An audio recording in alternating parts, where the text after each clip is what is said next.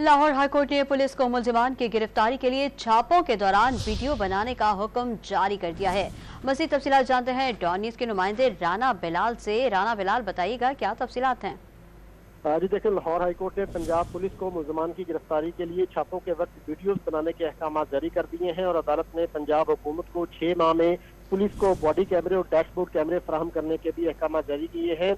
Justice Tariq Salim Sheikh ने मंशियात के मुलजमान की गिरफ्तारी के लिए ये नए असूल वज़ा किए हैं और 8 सफ़ात पर मुश्तमिल तफसीली फैसला जारी किया है, जिसमें यह करार दिया गया है कि पाकिस्तान मंशियात के कवानीन को इन कन्वेंशन के असूलों के मुताबिक करने का पाबंद है और पाकिस्तान में झूठे जो शिकायत है उसकी बरदार है।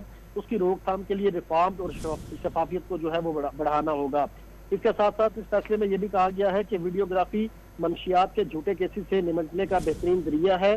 पुलिस और मंशियात के मुलजमान के दरमियान इंटरेक्शन में वीडियोग्राफी से झूठे केसेस से बचा जा सकता है। तो इस हवाले से अदालत ने इस फैसले की कॉपी चीफ सेक्रेटरी पंजाब और आईजी पंजाब को भी भिजवाने के अहकाम जारी किए हैं और साथ ही साथ ये करार दिया है कि पंजाब हुकूमत जो है वो 6 माह में पुलिस को बॉडी कैमरे और डैशबोर्ड कैमरे फराहम करे। राना बिलाल हमें तफसीलात से आगाह कर रहे थे, आपका शुक्रिया।